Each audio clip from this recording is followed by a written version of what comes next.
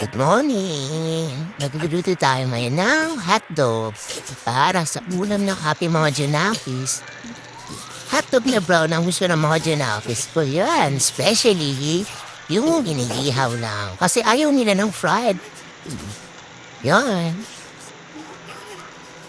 Ganda ng lutuan ko, no? Bumili na ako niya ng non-stick grilled pan na yan. Kasi nga naman, gusto lang nila iniihaw. Ayaw na nila ng no? Ayaw nila ng fried hotdog. Hindi nila kinapahin. Kaya naman, nagpabudol na naman ang umarin niyo. Ganda-ganda niya. No need na yan ng oil. Pero yan natin iniihaw.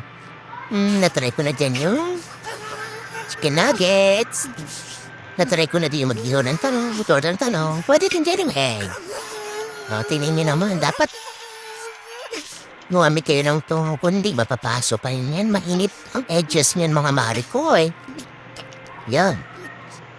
Ayan, luto na siya. Yung. Diba, bilis lang?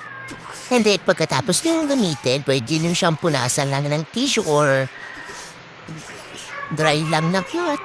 Ayan, tapos na. No need to wash na sa water. Yun, bye-bye!